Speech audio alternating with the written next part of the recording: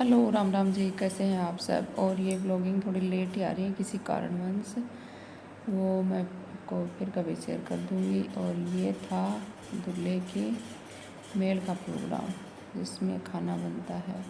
आप लोगों के क्या बोलते हैं, पार्टी में जो भी है, हम लोगों के मेल या खाना बोलते हैं, वो था। और उसके बाद उसी दिन शाम के प्रोग्राम में हमारे यहाँ चाक पूजना बोलते हैं। तो यहाँ पे चाक पूज रही हैं, ये है दूल्हे की चाची। और यहाँ पे इन मटकों को सजाया जाता है। और ये हमारे शेखावाटी के अंदर और जाटों के अंदर, जाट समाज के अंदर इनको एक मुहूर्त के तौर पे लेके आते हैं, शुभ मुहूर्त के तौर पे। इनको बहुत शुभ माना जाता है और इनको 1.25 साल तक हाथ भी नहीं लगाते हैं। 1.25 साल के बाद ही इसके अंदर पानी डालते हैं। और पहले तो इनको ये गहने पहनाए जाते हैं जो कि गोल्ड के होते हैं, और दूसरी ज्वेलरी नहीं पहना सकते, गोल्ड ही पहनाते हैं हम जाटों के यहाँ पे।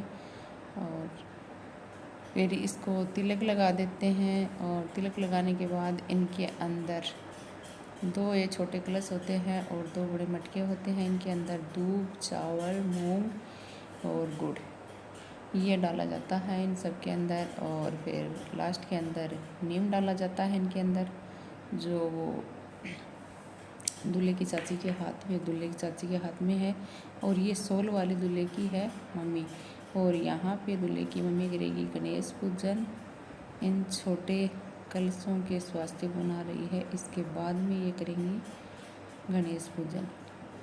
तो आप लोगों को राजस्थान का कल्चर, संस्कृति कैसा लगता है, वो सब कमेंट के ज़रिए बताना। और ये देखिएगा, इन मटकों को मोले भी बांधते हैं। और मोली को स्वानाल मोली ये बोलते हैं, और कोई हाथों में बांधते हैं तो इनको कलावा भी बोलते हैं। इनके 2-3 नाम होते हैं। और ये देखिएगा, इनको स्वानाल बांध दिया गया है। और एक तरफ चाची और एक तरफ मम्मी, दोनों कंटिन्यू लगे हुए हैं। कार्य इनका प्रोग्रेस पे चल रहा है।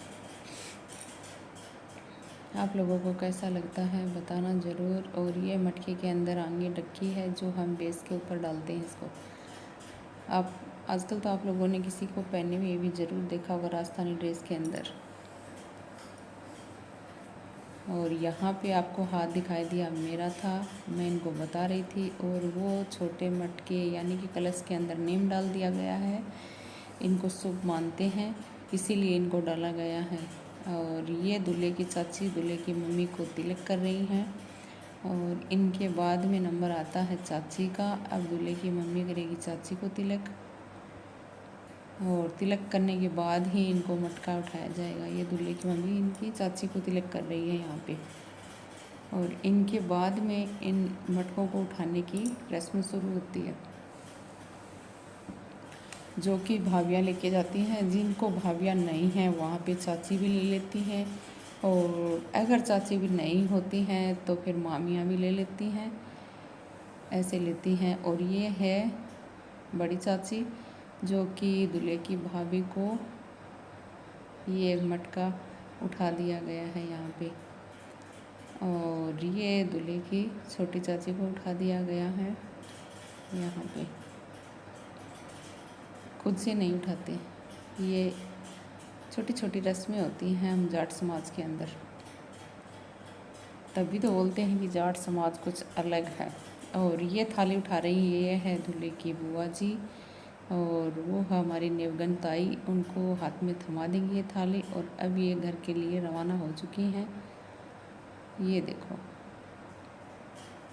ये यहाँ से निकल रही हैं घर के अंदर।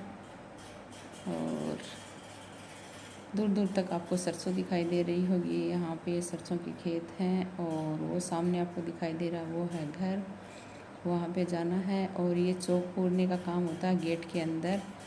तो गेट के अंदर चौक पूर दिया गया है बड़ी वाली बुआ जी ने।